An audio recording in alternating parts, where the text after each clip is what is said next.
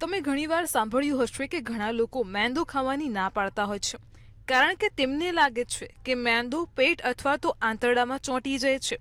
તો શું તમને પણ આવું લાગે છે કે મેંદો ખાવાથી તે પેટમાં ચોંટી જાય છે? તો ચાલો જાણીએ કે આમાં કેટલી સચ્ચાઈ છે.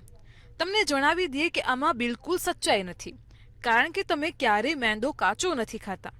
તેને હંમેશા બાફીને કે તળીને ખાવામાં ઉપયોગ કરો છો. આવી સ્થિતિમાં આંતરડામાં કે પેટમાં મેંદો ચોંટી જવાનો કોઈ પ્રશ્ન જ નથી રહેતો. જો કે મેંદો કાચો પણ ખાવાથી તે પેટમાં ચોંટતો નથી. પણ એક્સપર્ટ શા માટે મેંદો ખાવાનું ના પાડે છે?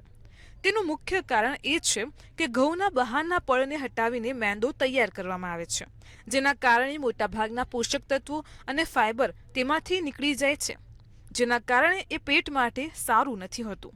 અને આના સિવાય મેંદો શરીરમાં ખરાબ કોલેસ્ટ્રોલ અને મેદસ્વીપણાને પણ વધારે છે. મેંદામાં ગ્લાયસેમિક ઇન્ડેક્સ પણ ઘણો વધારે હોય છે, જેના કારણે તે સુગરનું લેવલ પણ ઝડપથી વધારે છે.